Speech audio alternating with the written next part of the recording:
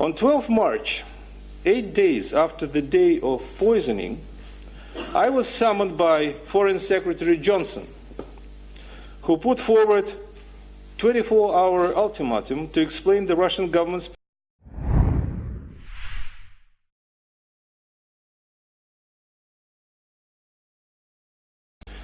On 12 March, 8 days after the day of poisoning, I was summoned by Foreign Secretary Johnson, who put forward 24-hour ultimatum to explain the Russian government's position by the end of the next day. The question was put like that, the following.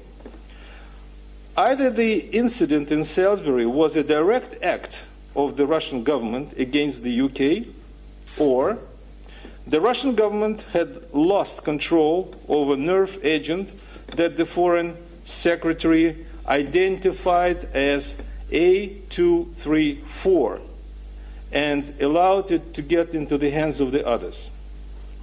Next hour, Prime Minister May updated the House of Commons about the incident in Salisbury using the same words as Secretary Johnson did at our meeting, except that she introduced the term Novichok, a bizarre Russian name to use with regards to the chemical substance, in a clear attempt to additionally and quite artificially link the incident to Russia. Next day, on the 13th of March, the Russian Minister of Foreign Affairs gave a statement on the accident, on the incident in Salisbury, and strongly protested against evidence-free accusations and provocations by the British authorities. It was emphasized that Russia is not to be talked to in ultimatums, and that in any case we can only properly consider the matter after we receive samples of the chemical substance to which UK is referring to, and after the UK complies with the Chemical Weapons Convention that stipulates cooperation between state parties, for which Moscow is ready. Without that, there is no sense in the British statements. On 14th March, the Prime Minister gave another statement on the incident in Salisbury in the House of Commons, where she announced an expulsion of Russian diplomats and other hostile and provocative measures against Russia. She provided no proof of Russia's alleged involvement in the incident and made a conclusion that, as she put it, it was highly likely that Russia was responsible for it. Thus, the British government again built an official position, and I want to stress it, official position, on pure assumptions. The embassy again requested the British authorities to cooperate under the Chemical Weapon Convention on bilateral basis or through the OPCW Executive Council and share information and the samples of the toxic substance. Due to the pressure of the Russian side, the Prime Minister at last sent a letter to the Director General of the OPCW Technical Secretariat on the 14th of March and requested assistance in verifying British analysis. As I understand, the OPCW experts arrived to the UK this Monday. We don't know their mandate, but I hope they will follow all the necessary procedures and principles of the CWC, Chemical Weapon Convention, including ensuring a proper chain of custody of the samples, if there are any. They would also need to check how that was possible that the British authorities managed to designate the nerve agent used as so-called Novichok as its origin so quickly. Could it mean that it's highly likely that the British authorities already had this nerve agent in their chemical laboratory in Portdown, which is the largest secret military facility in the UK that has been dealing with the chemical weapons.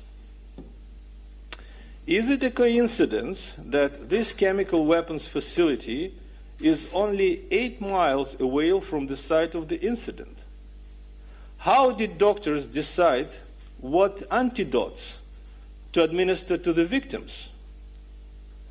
Russian experts are puzzled how quickly the British authorities managed to designate the nerve agent allegedly used in Salisbury, and how this correlates with Scotland Yard's official statements that, and I'm quoting, investigation is highly likely to take weeks or even months to arrive at conclusions. We are sure that the results of the Technical Secretariat Assistant Mission should be reported to the OPCW Executive Council. A few words about lack of cooperation from the British side. Instead of imposing 24-hour deadline, the UK could and should have referred to paragraph 2 of Article 9 of the Chemical Weapon Convention, which requires the state parties to make every effort to clarify and resolve through exchange of information and consultations any matter which they cause doubt about compliance with the convention. A state party which receives a request from another state party shall provide as soon as possible, but in any case not later than 10 days after the request, information sufficient to answer the doubt or concern. If they requested information from Russia on the 12th of March, they would have received it by 22nd March. That means today. The British side didn't send a request to Russia and is not willing to talk to the Russian representatives in Hague, where the OPCW Technical Secretariat is located. Instead, an anti-Russian campaign has been launched in the UK. To make the story short, Britain has, without any evidence, blamed Russia of poisoning of 3 people and continues to refuse to cooperate. We cannot accept that. There is another case which worries us very much. From the British media, and again, not from the British authorities, we have learned about the death of the Russian citizen Nikolai Glushkov. The embassy has also learned from the press that the police investigating Mr. Glushkov's death assumes that he could have died from compression of the neck, I'm quoting, suggesting he was strangled. In the full compliance with the 1963 Convention on Consular Relations, the embassy immediately requested, by note verbal, full information on the circumstances of the death of the Russian national and on the investigation, but has not received any meaningful response from the Foreign Office so far. Moreover, it seems that the British side is deliberately ignoring our requests and continues to avoid any contact with the embassy on that matter. To summarize what I have said before the Q&A session, I would like to say that the burden of proof lies within the British authorities. By now, no facts have been officially presented either to the OPCW or to us or to the UK partners or to the public. Ladies and gentlemen, we cannot take British words for granted. The UK had a bad record of violating international law and misleading the international community, which include invading Yugoslavia, 78 days of bombing, Iraq and Libya under the false pretext, and supporting the coup d'etat in Ukraine. At the end, I would like to quote President Ronald Reagan who frequently referred to the Russian proverb, "Trust but verify." History shows that Britain's statements must be verified.